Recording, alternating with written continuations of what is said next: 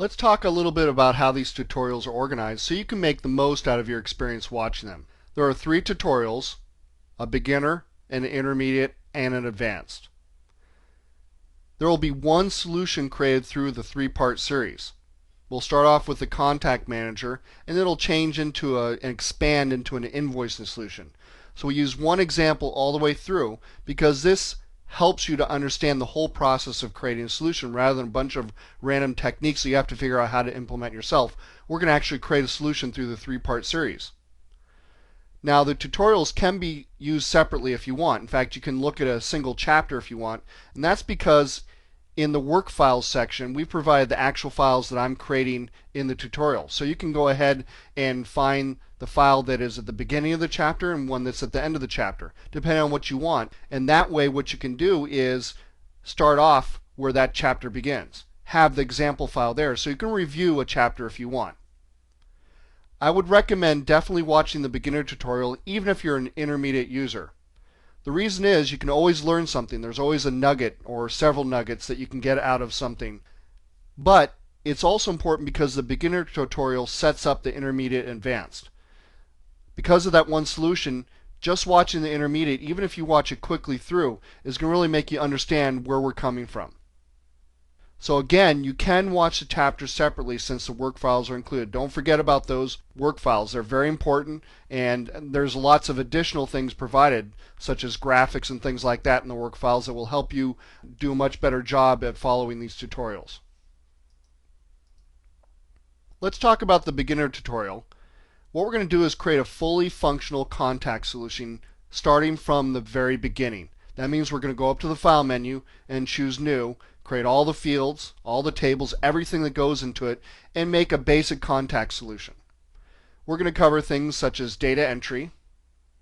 We'll cover how to create fields, how to name them, naming conventions and things like that. The different types of fields, date fields, timestamps, container fields, all that kind of good stuff. We'll create tables. We'll design layouts, everything that goes along with design layouts. We'll talk about the 4 modes. You have browse mode, find mode, layout mode, preview mode. We'll talk about all the menus so you know everything that's under all the menus. We'll create value lists so you can create pop-up menus. We'll talk about auto enter, validation, container fields so you can put pictures and PDF documents right inside of FileMaker. We'll talk to you how to create a printing layout because you usually don't want to have a data entry layout act as a print layout. We'll talk about importing data and exporting data. We'll use templates to start your job off so you can get started quickly. We'll do a little bit of scripting.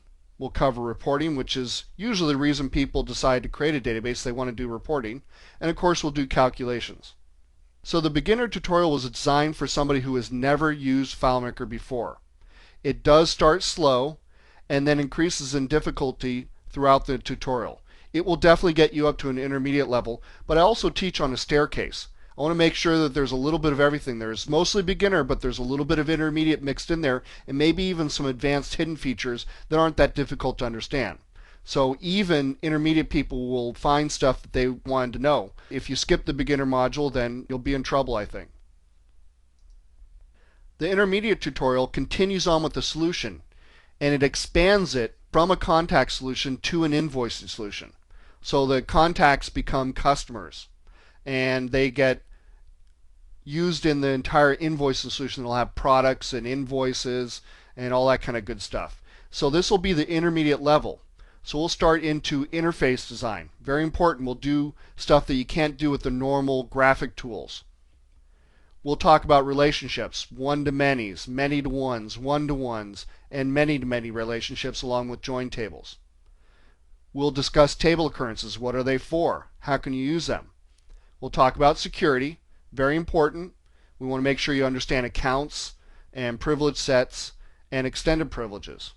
We'll also talk about record locking, which is very important in a multi-user scenario. And I bet if I asked everybody who was watching this tutorial to raise their hand, 99% of them would say they're working in a multi-user scenario, so you need to know about record locking. Custom functions are great, and we'll even do recursive custom functions. We'll talk about scripts like finding overdue invoices. That's a really neat script. We'll work with the script debugger to find a problem with the script. We'll use the database design report. We'll work with plugins. We'll write a script to delete duplicates and use other methods. There'll be quite a few. And my favorite will be working on dynamic scripting. In other words, making scripts that adapt to the scenario. And we'll also be doing lots of advanced validations and much more stuff. Too much to cover here.